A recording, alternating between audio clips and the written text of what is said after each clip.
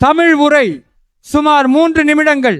அன்பு தமிழ்நாட்டு மக்களே, என் அன்பான சகோதரிகளே, இன்று நான் உங்களிடம் ஒரு புதிய நம்பிக்கையை பற்றி பேச வருகிறேன். ஒரு குடும்பம் முன்னேற வேண்டுமெனில் அந்த வீட்டின் பெண்கள் பொருளாதாரத்தில் வலிமையாக இருக்க வேண்டும். அதனால்தான் தகுதியுள்ள பெண்களுக்கு மாதந்தோறும் 2005 உதவித்தொகை வழங்கும் திட்டத்தை எங்கள் அரசு கொண்டு வருகிறது.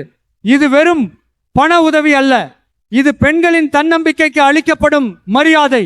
ஒரு தாய் குடும்பத்திற்காக உழைக்கிறாள், ஒரு சகோதரி தனது கனவுகளுக்காக போராடுகிறாள், ஒரு மகள் தனது எதிர்காலத்தை உருவாக்க முயற்சிக்கிறாள்.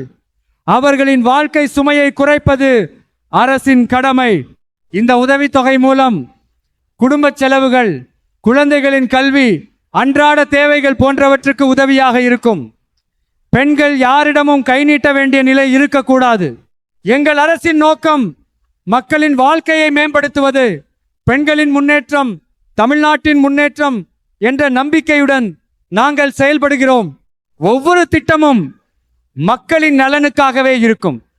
வாக்குறுதிகள் சொல்வதற்காக அல்ல, நிறைவேற்றுவதற்காக.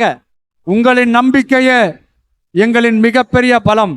அந்த நம்பிக்கையை எப்போதும் காப்போம்.